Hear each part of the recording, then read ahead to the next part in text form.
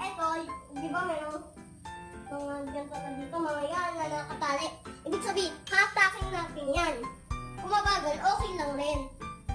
Pwede mabilis, pati mabagal.